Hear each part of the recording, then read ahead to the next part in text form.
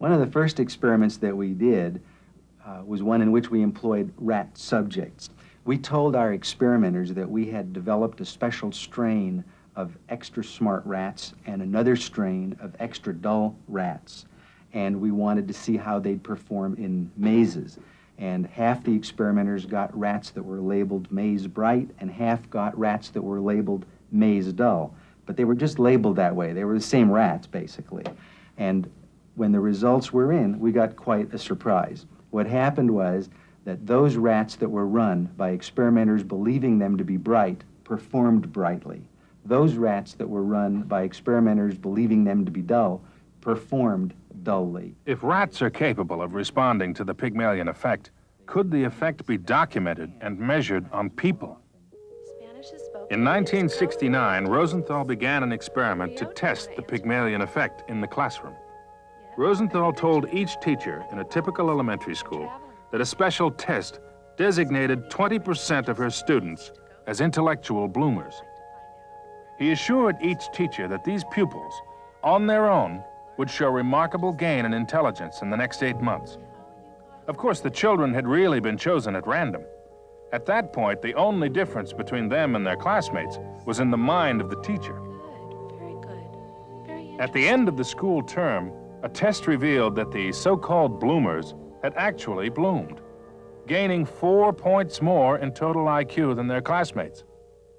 We weren't all that surprised by the basic results of this experiment.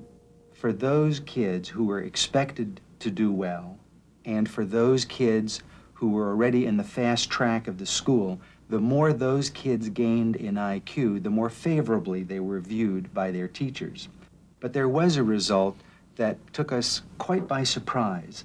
For those kids for whom no special favorable expectations were held, and especially if they were already in the slow track of the school, the more those kids gained in IQ, and some of them gained quite a lot, the more unfavorably they were viewed by their teachers. Teachers seem to prefer, and indeed maybe other people do too, that others behave as they are expected to.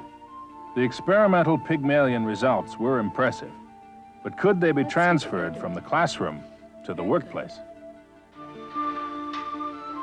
In another experiment at a vocational training center for the hardcore unemployed, a welding instructor was told that 5 of his trainees had an exceptionally high aptitude for welding. In reality, of course, the 5 men had been chosen at random. During the 6-month course, however, these high-aptitude personnel, or HAPs as they grew to be called, changed their behavior significantly.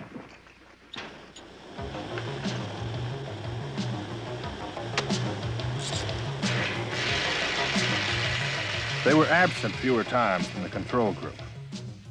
They learned the fundamentals of welding in a little more than half the time, and they scored 10 points higher on a comprehensive welding test.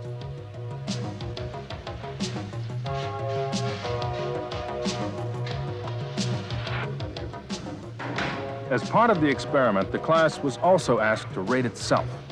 Without exception, each trainee singled out the HAPs as those he would most prefer to work and be with. When the welding instructor was later told the purpose of the experiment, he was shocked. He had truly believed he had acted the same toward all of his trainees. Yet the instructor's expectation was the only independent variable in the experiment. Knowingly or not, his beliefs had somehow influenced the HAP's performance.